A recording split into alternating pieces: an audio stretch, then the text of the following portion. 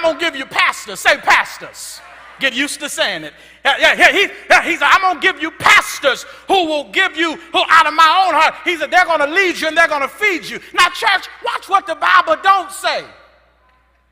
He said, I'm going to give you pastors, not chairmen. I'm going to give you pastors, not committees. I'm going to give you pastors, not self-appointed commanders. I'm going to give you pastors, not deacons who control everything. I'm going to give you pastors, not trustees who tie up the money. I'm going to give you pastors, not with high-tithing people who think it's their way or the highway. I'm going to give you pastors, not people of influence who've been at the church 50 years. Oh, y'all uncomfortable today. And it's on your face. It's all on your face. I'm glad. Because I stand in John's shoes. You can't just preach what you like, and you can't take what part of the Bible you're willing to obey. At some point, you got to realize that it's all 66 or all nothing.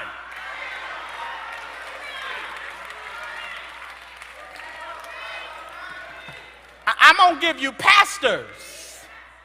I'm going to give you pastors. Yeah, because we're in trouble when we mistake God's ordained leader for somebody else. We must recognize and respect that God decided the organizational chart for his church. Yeah, Joshua, now watch this. God made the pastor the leader, and the church in the church there can only be one leader at a time.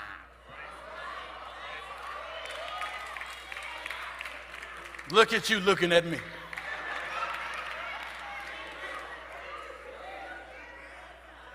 In the church, there can only be one leader at a time.